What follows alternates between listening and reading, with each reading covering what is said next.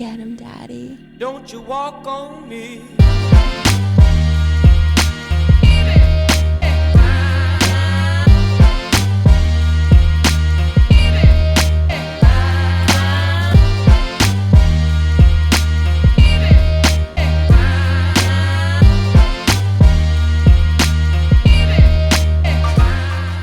So guys, what I'm looking at right now are two binders of just absolutely legendary material. I'm not even really sure where to start here, Tim, but let's just start with, how you pioneered fishing in South America, how many lodges you built, how you made it happen, the obstacles that you faced. I know there were 4 different countries that you had lodges in: Costa Rica, Guatemala, Brazil, and the Galapagos Islands. Which was the first one that you built? Well, I didn't build anything in You gotta get Costa Rica. You gotta get a little closer. Sorry. Build anything in Costa Rica. I started there only because that was a natural place to go. There were a lot of American boats down there that started. Bubba Carter and I were the first 2 Americans that really came in with foreign boats and started fishing. But we didn't build anything. We used the facilities that were there. And Costa Rica was a good place to start, and it was a great place. It had a good fishery that all the Americans were attracted to. But the one condition I made when I went in there, and I went to see several people from the government, was that unless they started to believe and practice conservation, they were going to be without me in 5 years. And in 5 years, we did finally prove that we had an economic impact on the country. But in 5 years to the day, I was out of there. I left a couple of boats there, but in the meantime, I traveled up to Guatemala and started a practice there.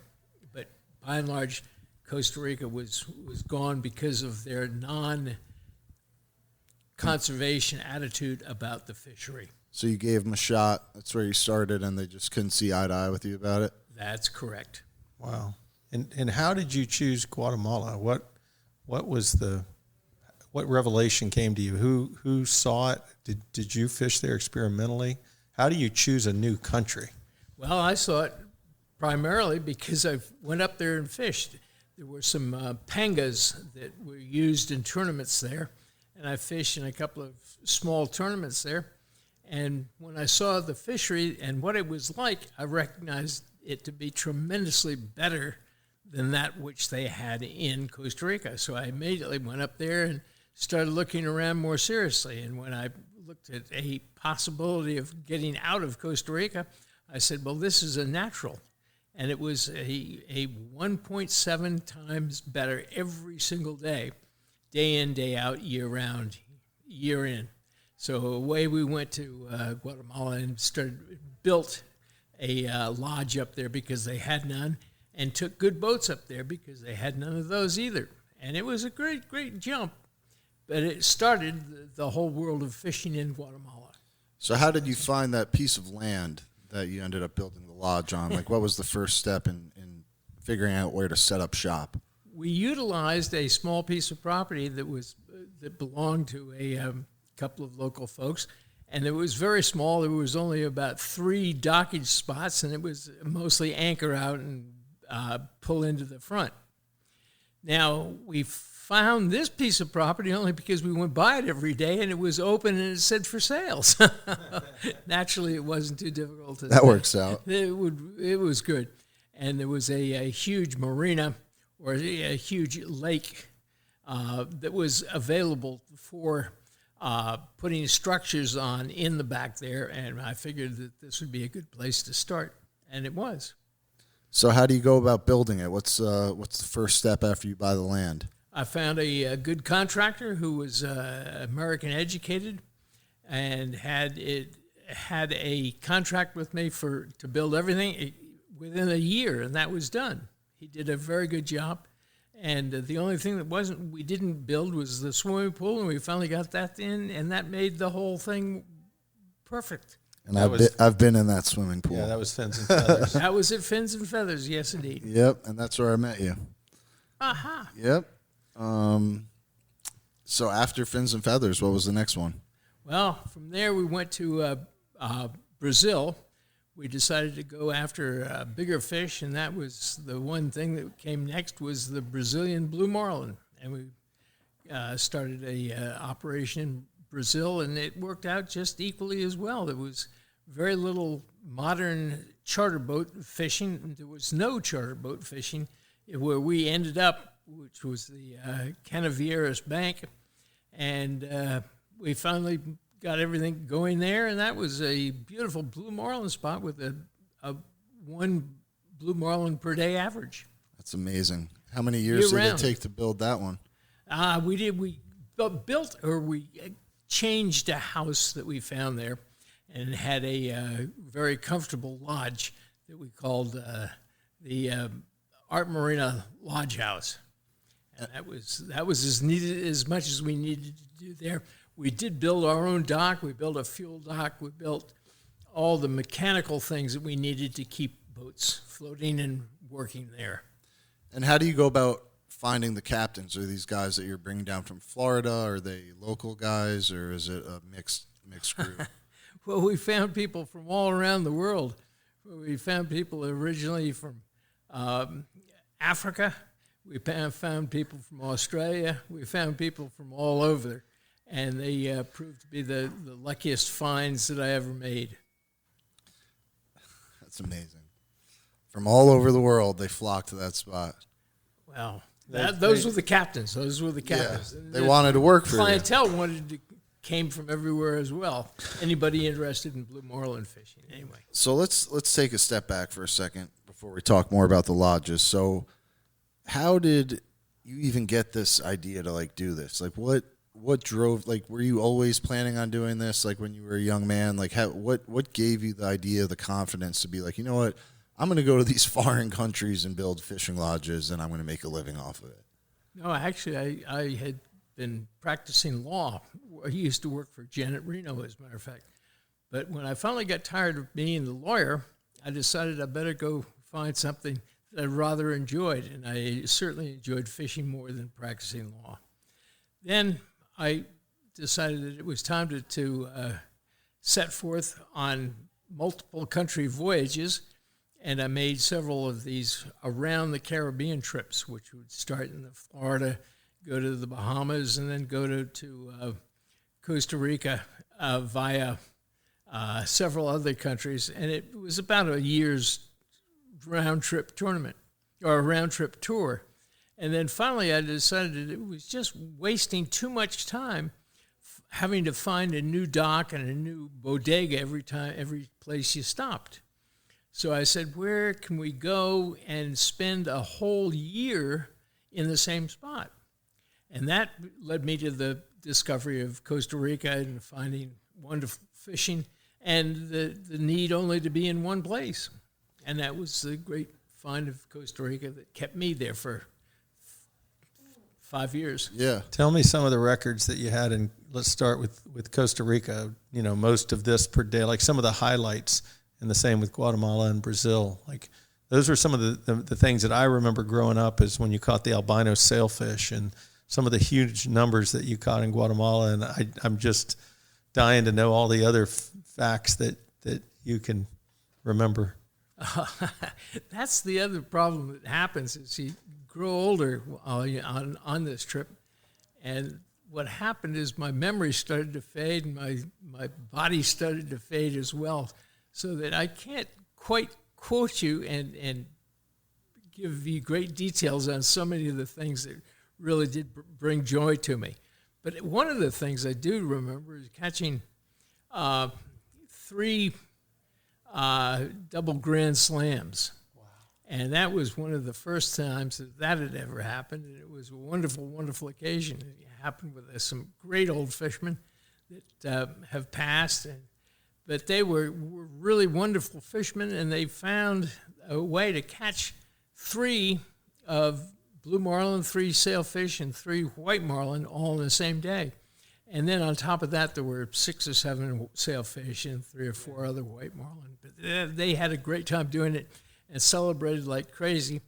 And then when we got back to the dock, it was known at that time that if you had a triple header, you had to go after the swordfish.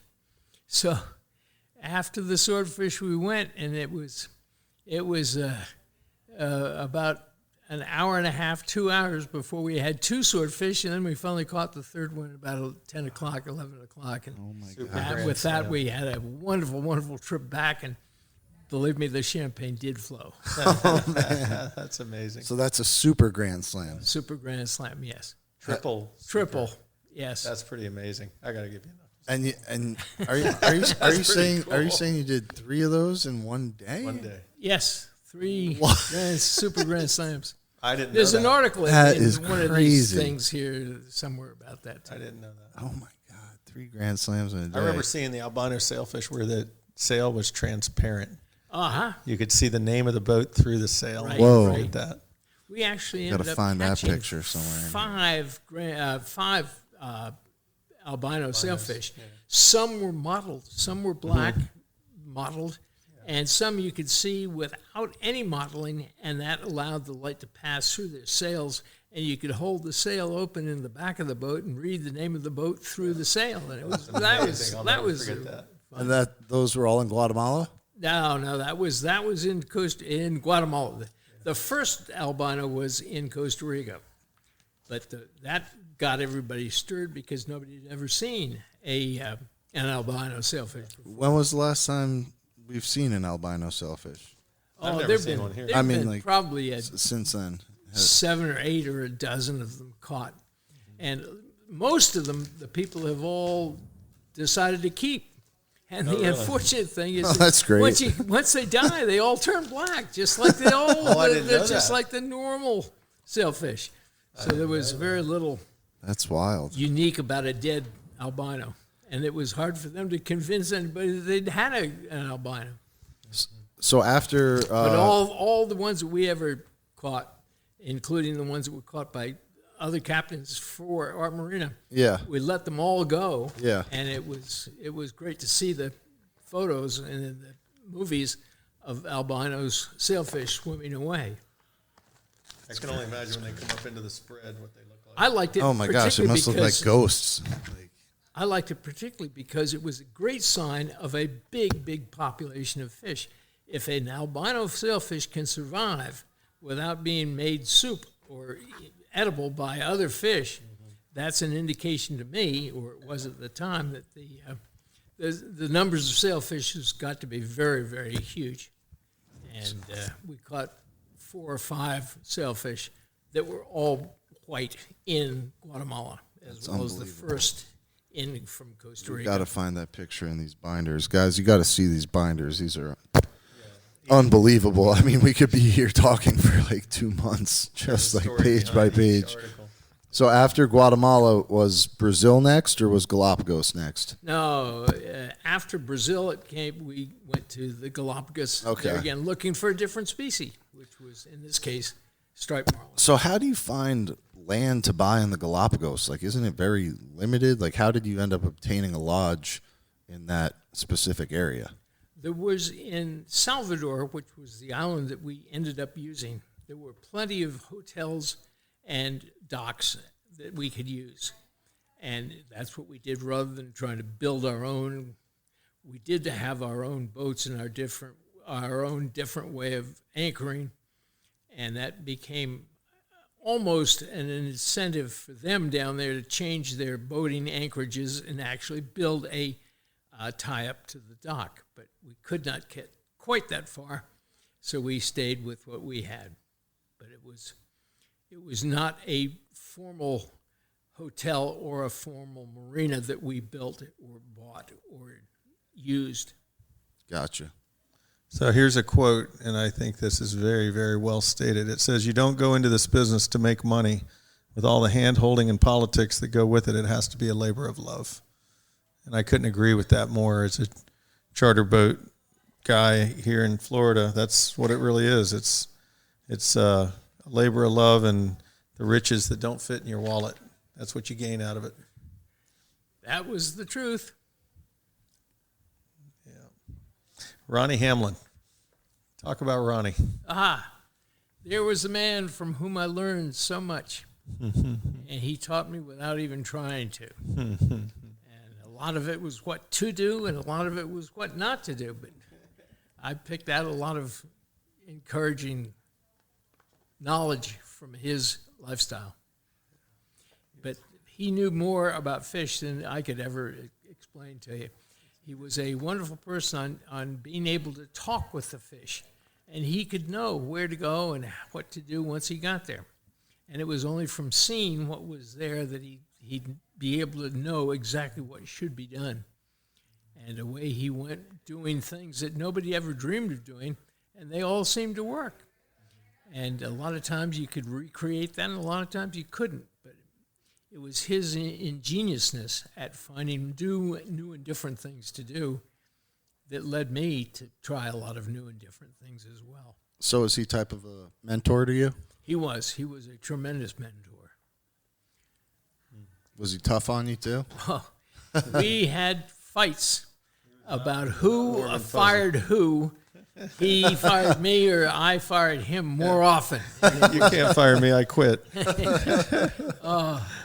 And how about Bubba Carter? You got to Venezuela was where we both went and had multiple choices or multiple arrangements where he fired me so many times and I fired him so many times.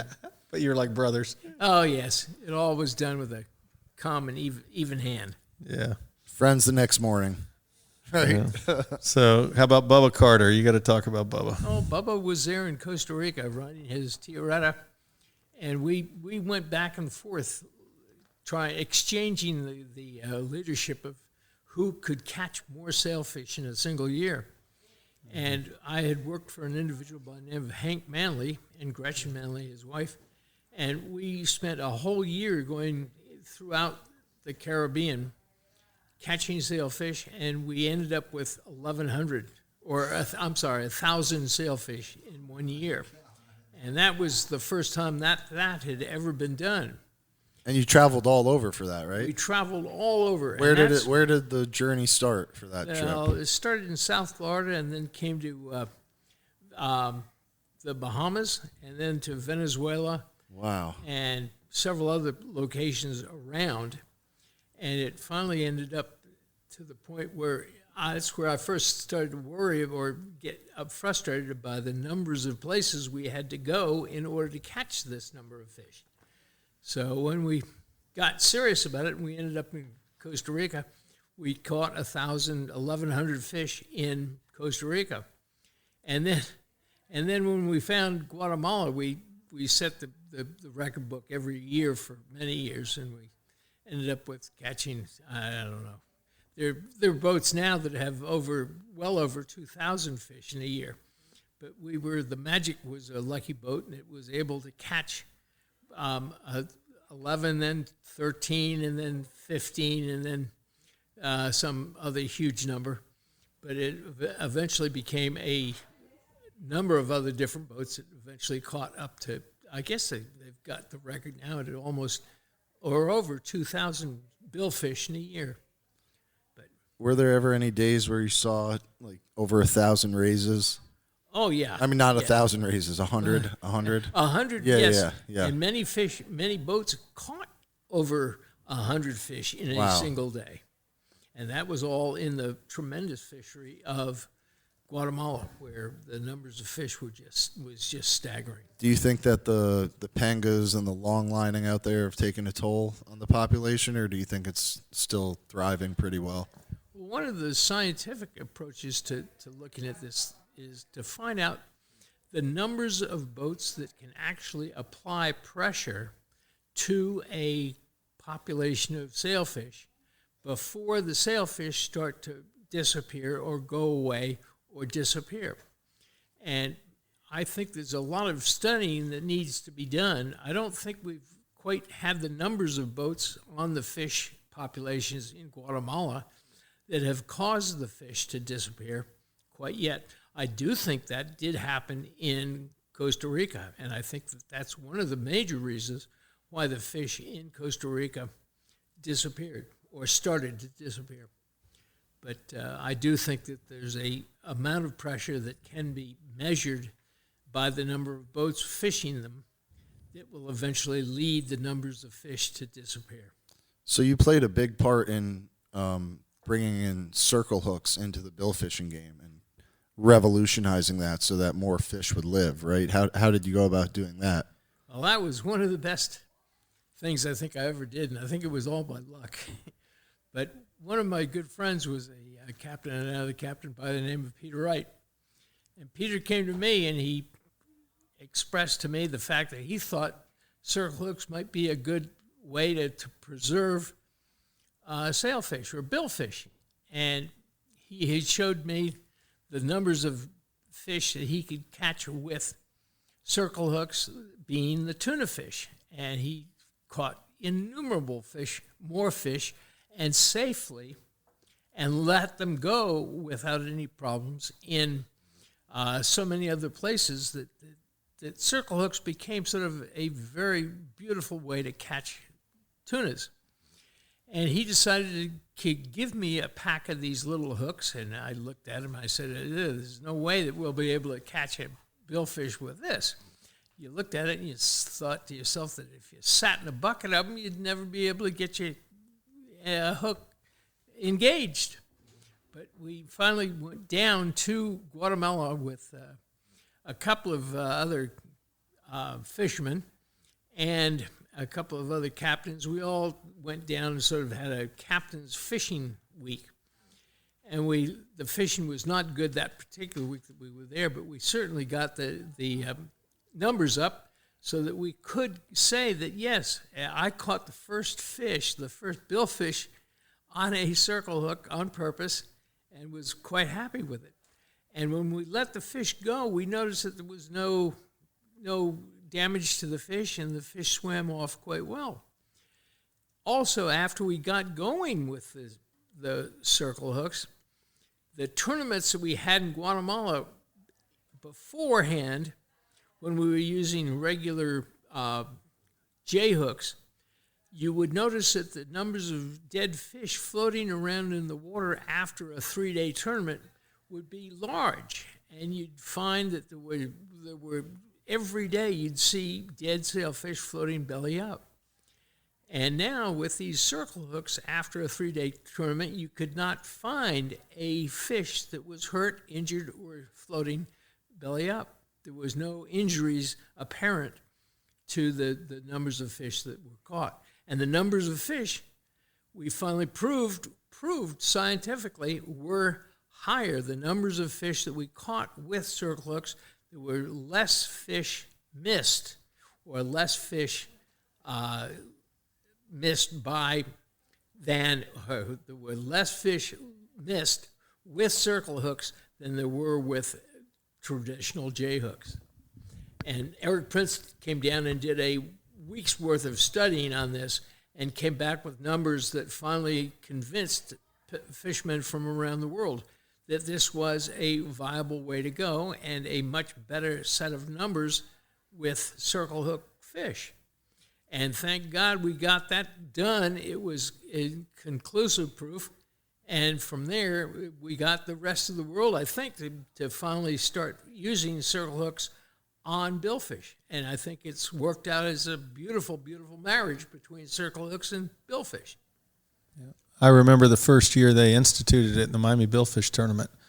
There were many boats that professed they weren't going to fish it. It was that big of a deal because they felt that they were being, told what hook to use, and it, was maybe going to make them withdraw from the tournament. And it was a big enough deal that Judy Lewis asked me to write an article, and I did for the tournament magazine. And, basically a give it a chance article.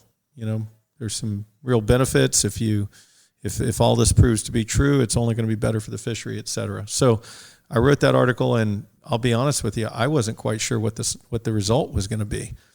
And looking back, if it wasn't too long, a couple of years later, I remember saying, if you were to give me free J hooks and told me I had to buy circle hooks, I would buy the circle hooks.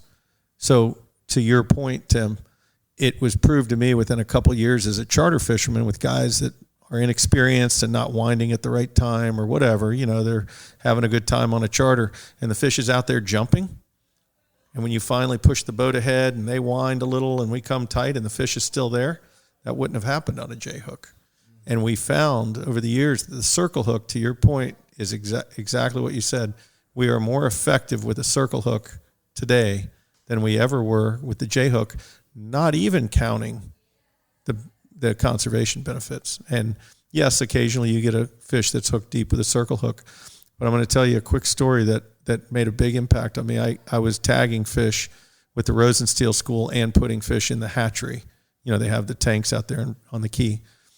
And 2 times in about, 8 or 10 trips, we had a circle hook down the hatch on a cobia, about a 30-pound cobia, and about a 10 or 15-pound dolphin. Both times, I said to Ron Honig, the head guy from Rosensteel, I said, hey, you want to just go ahead and ice that fish? We'll take him for dinner. Because I was for sure, you're going to put that fish in a tank and look at him for days, he's going to die. So why let him rot in warm water? He goes, no, sometimes the hook comes out. And I'll never forget thinking, in my mind, a circle hook is 270 degrees, J hook being 180. A circle hook's less likely to dislodge, in my opinion, in the soft tissue of the internal organs. I swear to you, both times when they took the fish out of the tank, the hook was laying in the bottom of the tank. And that had to be 3-4 hours max. I saw it with my own eyes. And if I had not seen it with my eyes, I wouldn't believe it. Now, how did the hook get out? I don't know. But we put the fish, we just kind of cradled the fish, put him in there and clipped it off. And I even told him, clip it about a foot long so that when we're dishing him out of the tank, I'll see the tail and we'll kind of identify that fish. Yeah. Both times, I swear to you, the circle hook was laying in the bottom. Because when they got the fish out, I said, hey, did you see that one with the line hanging out? Because I thought for sure they were going to say, oh, he's not doing well. And I was kind of thinking of dinner. Yeah. Both times the hook came out. So how does that happen? I don't know. But that's another vote for circle hooks. Yeah. Because I watched it dislodge within 4 hours in a tank. The same story about circle hooks, but much better said than me. Well, that's a very short study, but it's 2 times that I saw something I could not believe unless I saw it with my own eyes. And by the way, those were barbed circle hooks, not barbless. Yeah. And you can't imagine how can it dislodge from soft tissue, but it somehow did, and they regurgitated it. Yeah. Swam off strong. So those just, and I just got to give you a lot of credit, Tim, for being behind that when it wasn't a popular thought. So you took a lot of shit for that, huh? Oh, yeah. Yeah. Oh, there were a lot of people that were highly critical of circle hooks. It took a long time for states such as, I think, Virginia and several of the mid-Atlantic states to get finally engaged with circle hooks. And the federal government came in and made circle hooks mandatory in tournaments using bait. Yep. And it worked out well. And people, I think, now have come full circle and said, yes, they all believe in it, which is another very thing, lucky thing. Another thing that's real important is a zero offset, because an offset circle hook can engage that soft tissue. Right. The idea behind zero offset is a lot of times that fish will ingest the bait, but it slides out of the soft tissue because it's not offset. It's not, that point's not catching. It's not going to snag. Yeah. And I mean, it still does occasionally, but even if it does, what I saw made me feel better about releasing that fish. You know, some people kind of go, oh, well, we still saw 2 or 3 hook deep. Maybe you do, and maybe you make adjustments on the amount of drop back, et cetera. Right. But, yeah, I mean, what Tim and you and Skip Smith and Bouncer, so many guys really took a lot of heat for it. I really was neutral. I can't claim any responsibility for that. I wasn't skeptical, but I wasn't, positive it was going to be better, and it definitely proved to be the better choice. Well, it looks like it's spreading up north, too, because up until a few years ago, you could snag and drop for stripers with the bunker, and it'd be treble hooks, and you'd gut hook them and kill them all the time. Now you have to fish with circle hooks. They finally changed that law. So hopefully it's helping the stripers, too. Oh, man. So was this was the circle hook thing that you introduced, this whole idea of the circle hook thing, was that before or after you co-founded the Billfish Foundation? The circle hook came subsequent to the Billfish Foundation. Okay. So tell me a little bit about how you founded the Billfish Foundation. Well, I was working a lot with Win Rockefeller, and I'd been out to his wedding and was part of his wedding gang and whatnot, and this idea came to me with Eric Prince, who was working with me in the Key, and Eric and I both compared notes from time to time about how could we possibly increase the populations of billfish. And it came to me that we needed a bigger organization with a lot of power that the groups that we had in Key Biscayne were not capable of at the time. So I came to Eric and I said, listen, who can we get with some power?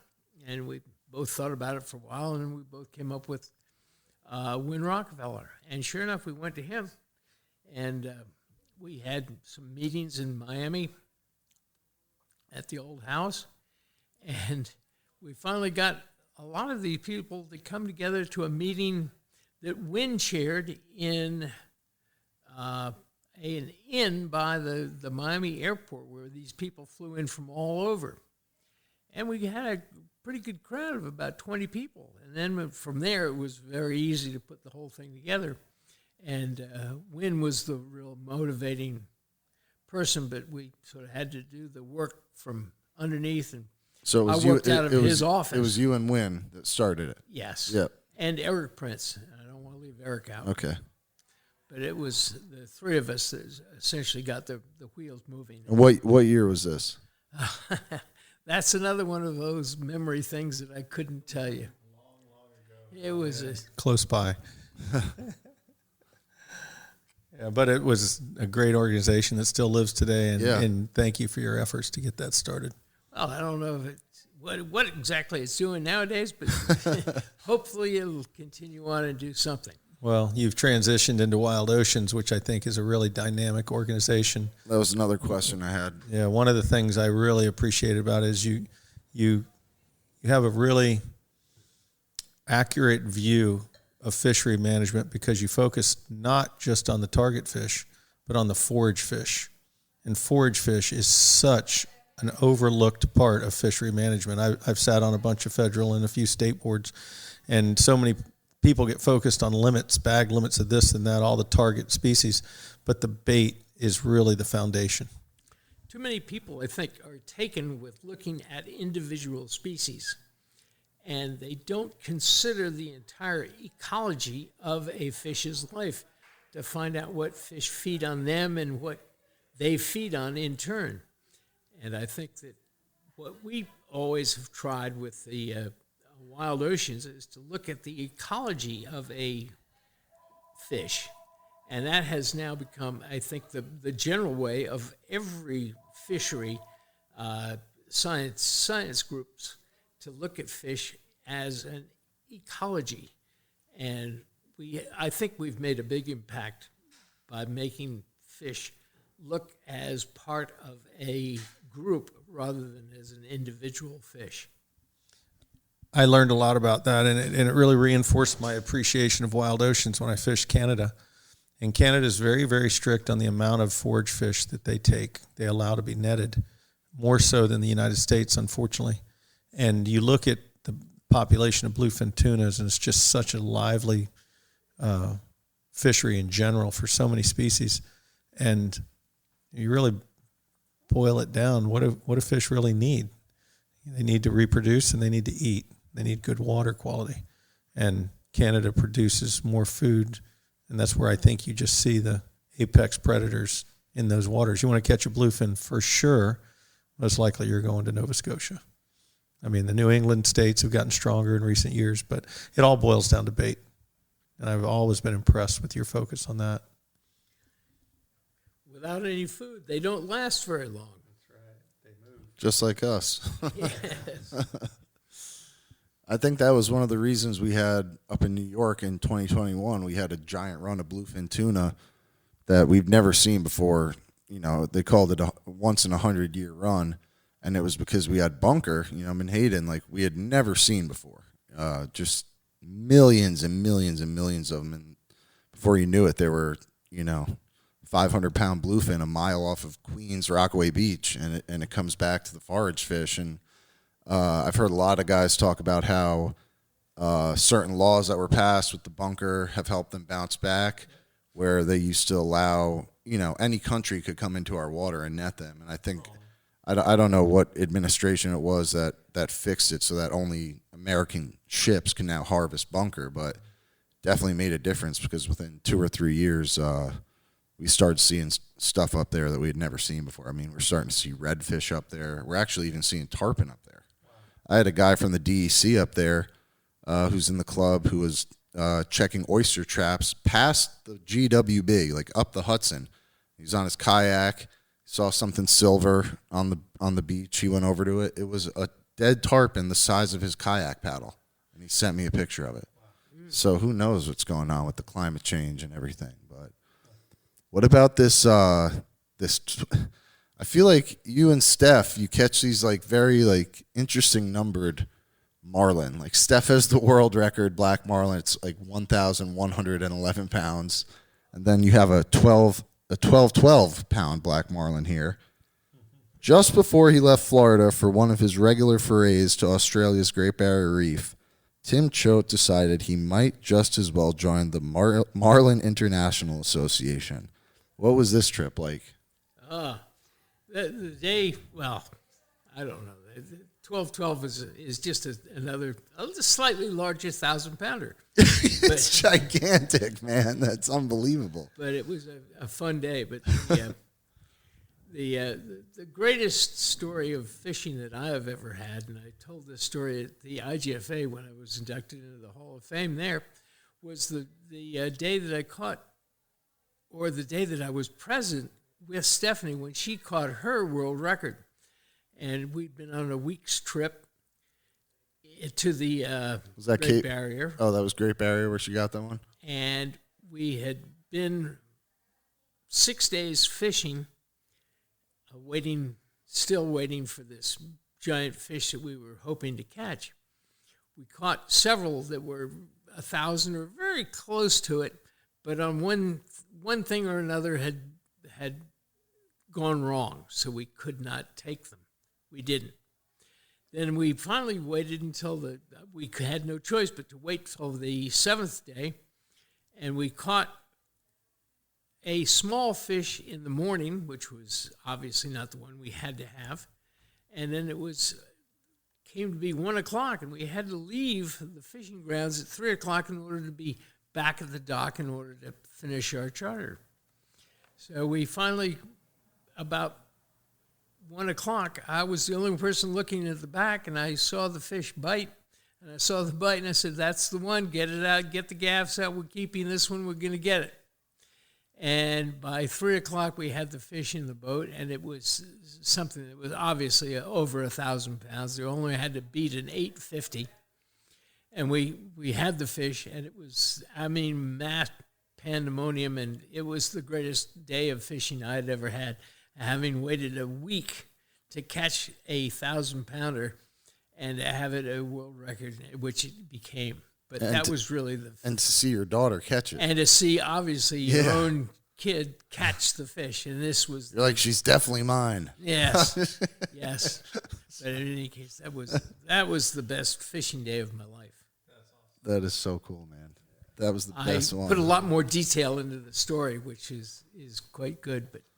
In any case, that was the best day of fishing I've ever had and ever could. It said there was even, like, in the article, it said you saw even more action after that one fish. Did you keep fishing after that or something? After the first fish, of course, we had until 3 o'clock until. Right. Now I get what you're saying. So you had a few fish before that, and then the final one was the world record one. Yes. Today, gotcha. We had fish all over the place. We caught fish that were largely 1,000 pounds, but we couldn't keep for one reason or another. We broke lines on a 1,000-pounder. We did all sorts of things, but the best way that the fishing day ended was the best way that any fishing trip should have ended, and it was beyond belief. November 6, 1982. 84. It was October 30th, 2000. Wait, what? 2014. 2014. Stephanie's fish. Oh, Stephanie's fish. Sorry, I was looking October at this 30th, article. 2014. Got you. Mine was Sorry. early on before I'd really grown up. I was literally on the wrong page. Sorry. I'm sorry. No, it's all right. So the Billfish Conservation Act of 2012, you played a major role in that. What exactly was that? What did that entail, and what was your role in it?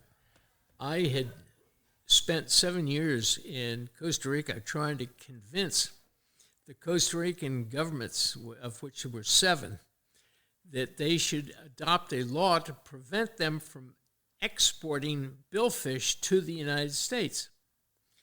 The Atlantic side of the United States was protected from importing billfish for food or other consumption or other use by the Magnuson Act. And that was working well, but there was nothing to protect the billfish on the Pacific side, and the United States was the biggest importer of billfish in the world.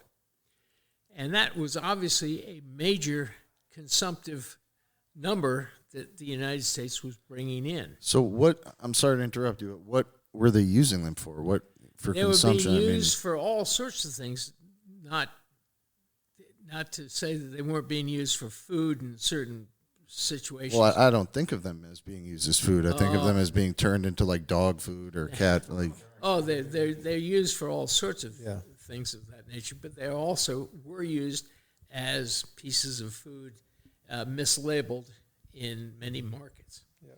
So we decided that this is chicken. yes, there were lots of tastes that did resemble chicken.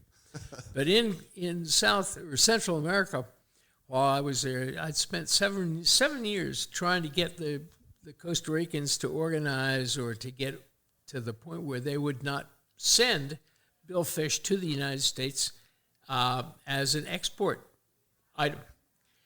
They would not get, we couldn't get 2 countries, much less 7, to do anything of that nature.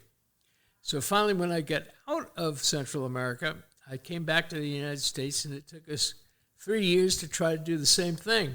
And that worked a lot more quickly. We got the federal government was actually on our side at most of the way. And we got the federal government to blockade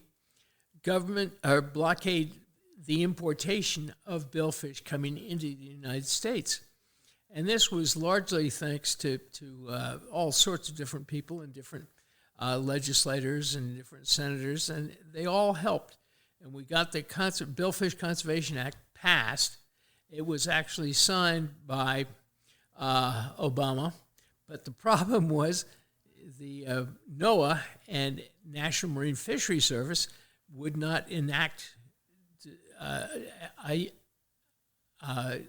any kind of assistance to enable the law to be taken seriously. Like to monitor it. Yes. Yeah. And there was no assistance coming from NOAA. So as a matter of fact, we said, oh, well, we have to give this up. And we went back and we started all over again. And we got the second BCA effectively signed by Trump, and it passed, and it was appropriately signed with enough information and details so that the NOAA and NMFS was not necessary to write assisting legislation. It was done, and we were very lucky to get it done. And the only part of the United States that was exempted from this law was Hawaii, only because they had a long history of consumption of billfish, and that continues to this day. But who knows? We hear that there might be changes in that coming. So it was really Trump that made it happen. Trump was the individual, the president that signed the law that was and Obama passed. Obama just half-assed it. Yes, and he would not get NOAA or NMFS to assist and write supportive legislation. Trump 2024, baby. Let's go. I'm going to have to edit that out. No, that's crazy. That's wild. Look at this, man. the volume 1, number 1 of Marlin Magazine. 458 billfish caught in 30 days. Was that part of your trip from Florida around the world? Was that just one article from that? Yes, no. I went down on that trip. I wrote the article, but that was only a single trip, not part of a larger. That was a single trip where you caught 458 billfish. I'm not sure of that particular. That's what it says right here. Could have been the entire trip. The highlights of the 30 days of fishing between September 7th and October 10th, 1983 are a total of 458 billfish, an average of better than 15 a day, 1 grand slam, 1 double grand slam, an Allison tuna. What the hell is that? It's a big yellow. Is that the one with the sickles? Is that what you call them? Okay. Now, an Allison tuna of 220 pounds and the capture in a single day of 59 billfish. The longest spell between bites was not more than 20 minutes. And in over 12 hours, we averaged 1 release every 12 minutes. That is unbelievable, man. I mean, I'm not even asking a question about that. I'm just reading that in freaking disbelief right now. That's crazy. And then you got the cover of volume 2, number 4. Were you involved in launching this magazine at all? Yes. Yeah. As a matter of fact, there were a pair of brothers from North Florida that were the real engineering experts on this, and they were the ones that started it. And they did very, very well with it. And it was a great magazine. It was the only one of its kind when it first came out, and it took a little while, but it got to be the favorite magazine of the saltwater industry for billfish. Oh, yeah, it's still going. Still going strong. Definitely. Whenever you want to chime in. I can't even hold a candle. I don't even I've never had a co-host before, but I feel like we're doing pretty good here. Tim's record just speaks for itself. There isn't a whole lot to say. My job's easy tonight. All right, I got more questions on the phone. Usually I have them in my notebook. Talk to me a little bit about Australia. Just your let's hear overall about history. that. When did you start? What was it like? What were some of the highlights? Especially when you first got there. Like what year, if you can remember that, I don't know.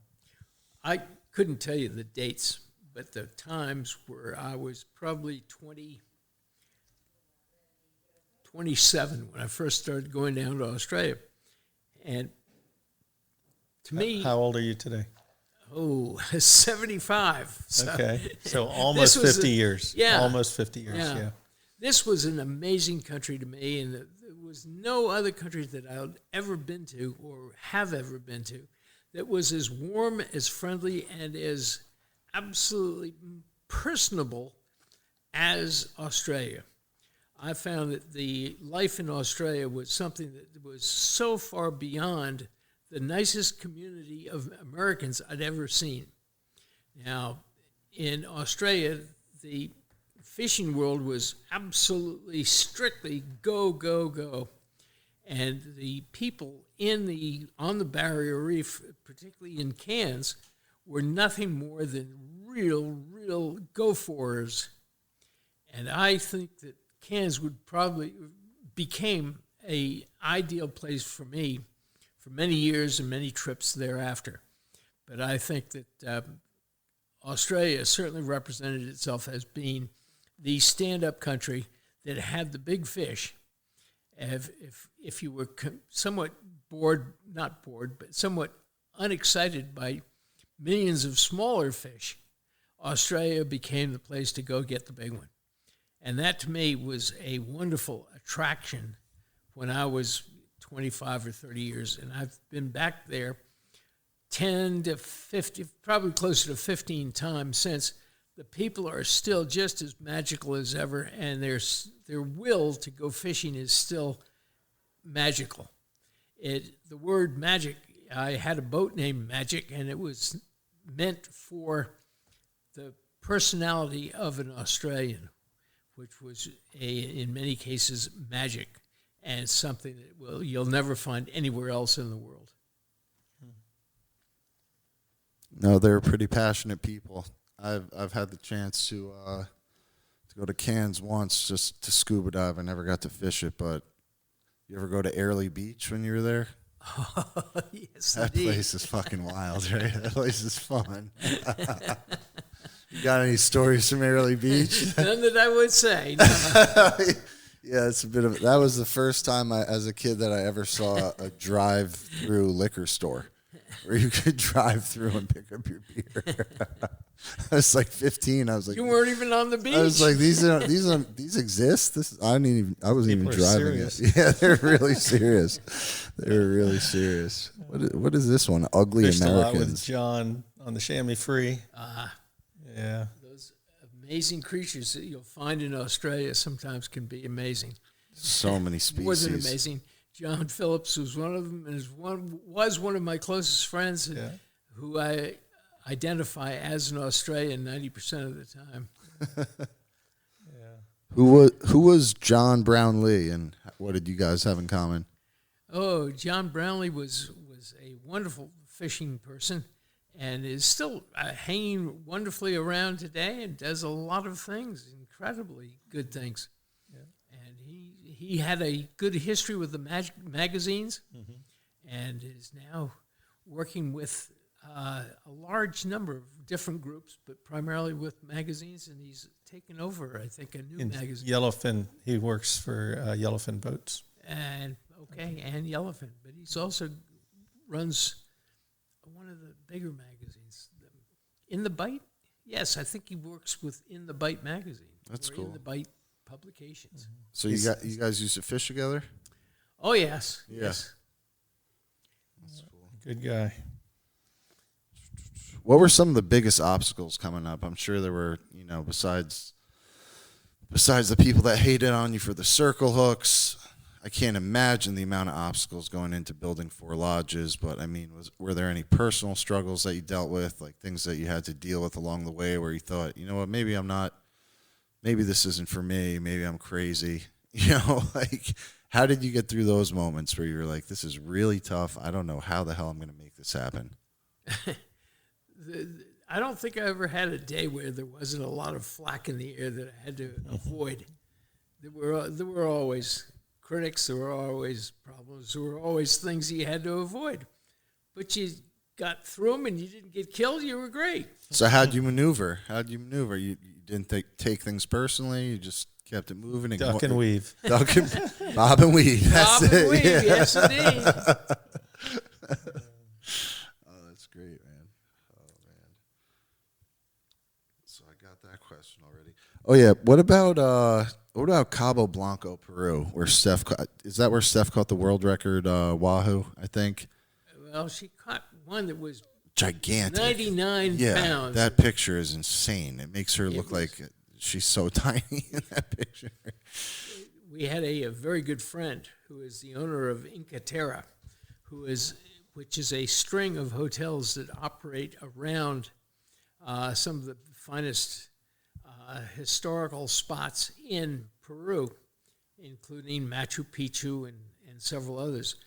But this fellow, Joe Kecklin, also tried to operate a spot in Peru that was originally founded by the black marlin fishing fanatics. And he tried to revive that entire community. And I think he's done a damn good job of recreating the entire spot. Oh, so the spot is back. The spot is back, and he's got lots of people living there and working there and doing all sorts of things. The problem is that the fish haven't come back. There was a rather large forage fish community that was there that was the responsible thing for so many black marlin that were really the monsters. But he has got the community coming back, and he's got a lot of friends who have big sport fish, including Bertram's, and they have found a big community of wahoo, including several that'll go over 100 pounds, they tell me. In any case, it's a wonderful spot, and I think that's a country that should be explored more for big wahoo. And that was Hemingway's spot, right? That's kind of where he based Old Man and the Sea off of a little bit? I think that's probably a good connection there. Yeah, yeah. Interesting thing is I read some of the old stories about that area, and it was they actually had factories, like sardine factories. So, they were just consuming these forage fish. Yeah, speaking of the forage fish. Yeah. And I think, that's a classic example of what we were just talking about. Right. Take away the food, you take away the Yep. the predators. The predators are really important for that tourism money. What do we have here? If I could just throw in one thing before I Yeah. forget about it, Throw it in. and that is when I've been at this fishing thing for 60, 70 years, and the longer I stay around, the slower I go and the less mentally alert I am. But one of the things I could still say with absolute certainty is that if you get to be old enough to get out of a boat and get on land and can still operate mentally, that if you can't do it physically to fish, you should take up conservation as a way of life to protect the kinds of things and the kinds of fish that you loved when you were younger. And I am very lucky to be able to pursue conservation in a form that is not as physical as it was when I was younger, when I could invent the use of circle hooks, etc. But I still am able to talk with people who are in control and hopefully can arrange for conservation to come to the front and come to be significantly more powerful in the days that I will be gone. So no matter how young or old you are, think of where you're going to end up and think of the ways that you can conserve what you're chasing now on the water so that when you get to be my age or even older, that you will be able to take up the mental work of being able to pursue foraging or conserving forage fish and conserving forage fish and what eats it. And in my case, it's turned out to be billfish, but I still think that you should pursue it with all your strength that you have left. Thank you. Thank you for your dedication and the you. life that you've not only created opportunities for so many people. That's something that I've always admired about you, Tim, is that the time and money and effort that you put into creating these lodges are what really paved the way for so many people to understand and enjoy the beauty of the ocean and the pursuit of these fish. So from the bottom of my heart, thank you for making that happen. Well, thank you. You do it on an everyday basis, and that's something that nobody else could talk about the way you can.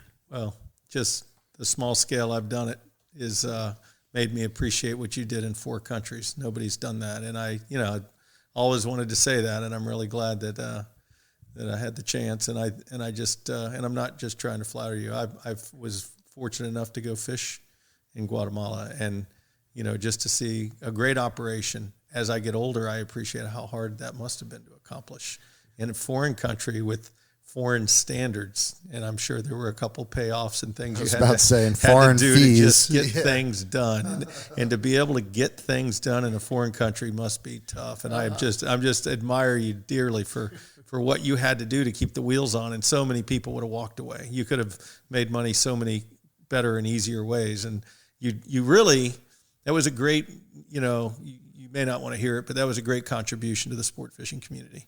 You opened the door for people to experience things that no one else did. It was certainly an enjoyable trip. And I never would have met you if I never met Peter Miller, who was obviously one of your best friends. And I met Tim down at, Fins and Feathers, which is now Pacific Fins, and we hit it off. We had some great laughs. I was like, man, I want to just hang out with this guy every day, man. Most interesting man alive on the waterfront. Exactly. And you know what? He was, during that tournament, you were one of the only people rooting for me out of everybody there. You were like, I kind of want you to win. He's like, you're from New Jersey? You're an underdog here? He's like, you better win this. The yacht club that you belonged to was the real key. That was a necessary factor in there. Yep, Brooklyn Fishing Club brought home The Brooklyn Fishing Club. we brought home the first ever billfish tournament to New York City. Unbelievable. In my book, that's worth 10 billfish tournaments. So Yes. Yeah. poor Peter Miller, he didn't even win again this year. I just saw the email. How is he not winning down there? He must be letting him win or something. I know that guy George Gods or whatever is definitely trying to win. Oh, yeah. It's funny. I'm actually coaching his son in lacrosse. George's son. Yeah, it's such a small world, man. Do you know if Peter Miller is going down to the Galapagos? Is he going? I think I heard that he was coming down with one other person and fishing in the Grand Cayman, in the Galapagos, where I had put the first camp. And That is one of the most interesting of all the lodges to me, because I feel like there's so many laws around the Galapagos guarding it from fishing and like When we were preserving it and everything. Like, how the hell did you make that one happen? I mean, when we were first there, we were under the radar. There was no rules allowing fishing. We were contrary. that's awesome. Contrary to the local authorities. You were ready to ask forgiveness instead of permission. Pretty much. Yeah. And we had to keep low profile, and it was very, very Pushing difficult. rods away before we get back to the dock. And we were just trying going to get that sightseeing. thing, Yeah, that was the tough. Every place I ever went, it got tougher and tougher and tougher as long as wherever I went to. But this one was the worst. And when we got there, we had to find. It took almost 3 or 4 years, to get the authorities in the Galapagos to finally allow sport fishing. And we had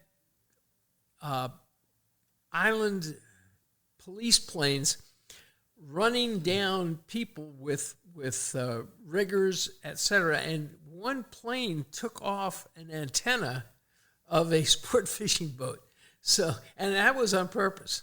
So we knew we were in for a fight, but we finally got the thing done, and it did add a hell of a big portion of tourists. I was going to say, I bet it helped their Yes. economy in a It did major way. major Yeah, things to the. they probably owe you a freaking award. You should become an automatic citizen of all these countries that you helped out with all the money you brought to them. But it was a great procedure to finally get the island natives to accept sport fishing and recognize that the economy was a hell of a lot better because of us. Out of all four of the places, which one was your favorite? Do you like blue marlin or striped marlin or sailfish? If It all everyone depends, had right? a big Yeah. day when you had to have a sailfish, you'd go to Guatemala. When you had to have a blue marlin, you go to Brazil. Yeah, you mentioned these Brazilian blue marlin. I know it's not a separate species, right? I mean, it's just a Pacific blue marlin. They were larger than average. Larger than Caught average. 2 granders, Really? but the numbers on a daily basis were large too. Like, what would be a good day? A good day was I had a 6. 6 blue marlin Yeah. in a day. Yeah, We're not 200 pounders. These were all. these are all big. They're all over 400. Wow. Wow. How many granders have you landed? Oh, I don't know. Over a dozen? I know probably 3 in the blue marlin category, and got it in the black marlin category. I couldn't tell you. That's how many? Yeah, That's so cool. You know what happens in Australia is There- Peter there's Wright- so many 900s. right. They won't call them 1,000 until you put them Yeah. on the scale. Yeah. I had the privilege of fishing Peter Wright and Peter Bristow. Yeah. And I think Peter Wright documented 77. Peter Bristow, last time I fished with him, was at 55. And I asked both of them the same question. How many do you believe you released over the mark? Oh, yeah. I mean, in your heart, you don't have to talk specifics. Right. But in your heart, what would you say? They both said the same answer, double. So that would put Peter Wright at 200 roughly, and Right, Peter right. Bristow at about 150. Imagine what they saw. That's crazy. Living, I think Peter Wright, when I fished with him, was his 42nd season, and I think he made it 44. Yeah. He told me in a 124-hour span, they boated 5. Yeah, that's right. That's right. Boated. Yes. Five granders. It was a big day. In one day. Big day. Big day. Big Killed day. like 3 one day and went out the next day early because they usually would not go till noon. That's crazy. And they got an early start and killed a couple more. You know, I mean, granted, that was a thing of dreams, a day of dreams. But the point is, these guys, and Tim was a big part of it, took the technology of how to battle a big fish with appropriate pressure and appropriate boat handling, and really pioneered it. And brought it back to the States. Well, no, the other way around. Other way around. A lot of guys, learned it here in the States to bluefin tuna fishing, Got it. 40s and 50s and 60s. And then brought it over and introduced those guys. Wow. Yeah. And was it George Farnsworth was the first, and then I think Peter worked for him, Peter Bristow, and I want to say Peter Wright, if I remember correctly. And, the bottom line is it was just a good combination of local knowledge and heavy tackle knowledge that came together, and magic started happening. I've been watching that documentary that you were on, the Costa one, the bluefin. Do you guys think those bluefin will make a comeback in the Bahamas at any point? Well, it's tied to the population in New England that make it through. They migrate so far. I think they still do. I think they still come through. There's just less people targeting them. To see people that see them. Yeah. But they're not necessarily all tied to the sand flats. Yeah. So 2 days ago, a boat in Miami hooked one, broke the leader on them. Really? And now what's kind of happened is, they're making their way south in March, basically, give or take a month. And then they go into the Gulf to spawn, and then they come around May, June up the other side, going north. They catch that Gulf Stream on the east side. But going down, they'll tuck against the Florida coast because there's less current. You have the bend, the way it works, you have less current. So we started realizing that in March, on a northeast wind, they're tailing down sea, and there's actually almost a viable fishery, sight fishing here in March. Right. Wow. And I even carry a couple 130s with me, kite fishing. Just in case. Yeah. And you never know. Smart man. Been a few caught. There's been a handful.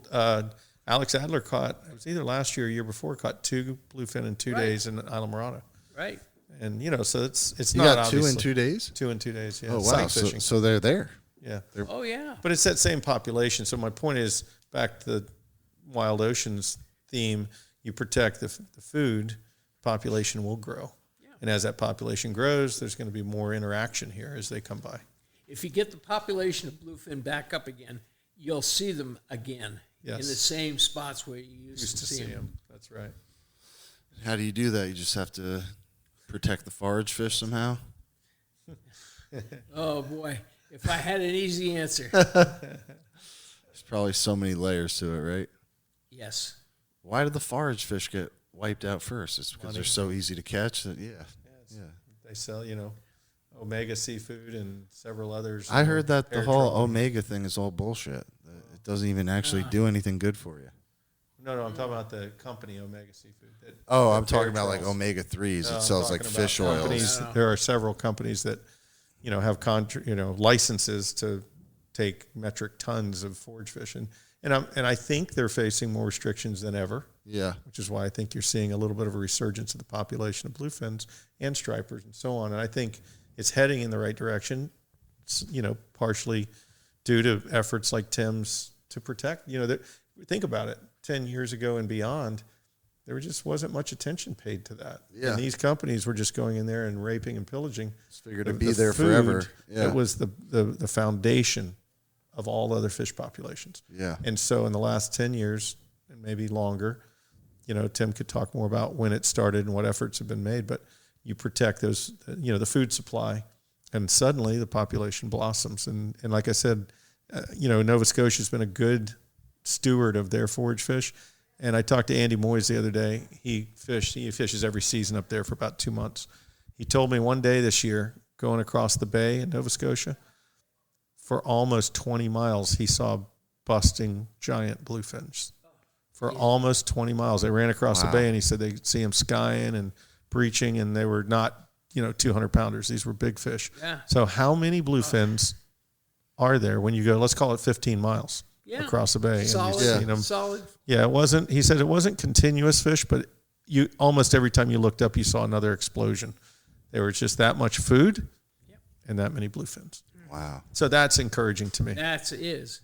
And He said it was the most he had seen. The people's recollections of what they've seen up there sort of give you a indication that the numbers of bluefin are increasing again. Right. But boy, you don't want to start saying that publicly. Yeah, maybe we should edit that part out of this episode. I mean, the whole key is management. You just got to set the standards where you're not harvesting too many. Yeah. Canada has screwed that whole fishery up so badly. What do you mean? How so? Oh, they've tried to kick everybody out. They won't let an American. You can't even catch a keep fish. one, right? Operator. The captain has to have one tag or something, right? Isn't it? But boy, they make it so difficult for anybody to go catch a fish and then catch a world record. You've got to be God himself to catch a record up there. Yeah. But what that has done, conversely, is it's helped the New England U.S. boats. Yeah. Guys like Brett Wilson, that he and I worked together many years. I went up and fished with him last summer. He's doing a great job. Anthony Mandela is actually bringing his charters to fish with Brett because they can harvest a fish or, they can harvest a fish or two a day. Yeah. And suddenly New England is getting overflow of those bluefins from Canada. Yep. And they're actually catching them. I think that's good too. Yeah. So how you holding up? Who knows?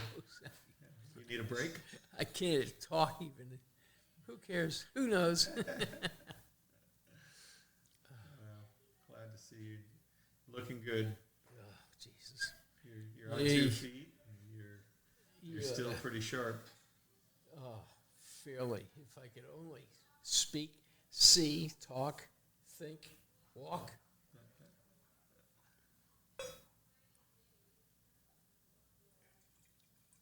I was thinking about going up to Maine right after Christmas and seeing if I could survive the cold. But I can't see suffering so much. I think I'm going to stay here. Yes. Well, if you ever need help with something, I'm not that far away. Oh, geez, thank you. Yeah. I'm serious. Oh, I'm home a lot more now, and I'm around. we're going to see what Stephanie gets into. I was hoping that she was going to get you to take Arrow to go fishing, but who knows? Yeah, you can talk. No problem. Okay, cuidado, muchachos. Be careful. Recording now. Still recording. Still. Yeah, the red light. We didn't say anything wrong. No, don't worry. I can always edit it out. Yeah. Stephanie did mention that she wants to take Arthur out on the boat. So, Yeah? And then maybe we'll get to go out one day. God, that would be Happy to great. do that. That would be great. What'd I miss? Passing on to grandchildren. Oh, yeah. Cook dinner. Little ones. Oh, you're heading home? Okay, cool. I think we got it. I mean, we could go on forever. Go on and make a final paragraph here. I really want to hear about how you got in a penthouse. Let's close on that one. Penthouse and I are all buddies, and it happened in Australia, one of my favorite countries. But there was an individual that snuck aboard as a decky, working for the owner of a mothership that I ended up being 2 or 3 weeks, 3 or 4 weeks, and he came in and pretended to be a decky, but he was actually a writer for Penthouse, and nobody knew that. And nobody told me about it, and I figured it out finally at the end of the trip. But in any case, he was a wonderful hobnobber, and he could talk to you, and he became very popular. But we finally invited him to come fishing with Ronnie Hamlin and me and him, and he couldn't quite believe his good or bad luck all happening at once. So Was he pretending that he knew how to fish? And No, he Oh, didn't okay. have a clue. He didn't. He had no idea. well, he what said he got on as a deckhand or something, so I figured he like on a deckhand on the mothership. oh on the mothership. Okay, Yes, got you, not on got the you, fishing boat. gotcha. He didn't know how to tie a knot for You know shit. how to bro. wash a dish. No. But he did, and this was the only bad thing about it. The story that you've got there in front of you was mention names, and that was the one thing that Tony Dorian, the captain of the mothership, had told this guy is if I bring you on as a decky, and you are going to write a story, which is the presumptive end of this whole thing, that you will not mention names, you will not mention people's names, and you will not mention from where they are, and you won't mention facts. Well, he got one Aussie who's a great guy a divorce because he mentioned this guy and the fact that the girl that he brought was not his wife. Oh my And God. there were several other equally He caused a lot of problems. problematical stories that the guy went shit. through with. That's why I hate writers, man. Yeah. You can't Yeah. trust them for Well, shit. You really can't. It all happened the way it happened. It was not very funny when that magazine hit the stands in Australia. He was probably at the jewelry store 2 days before trying to find something to make up for it. Oh, it was not nice.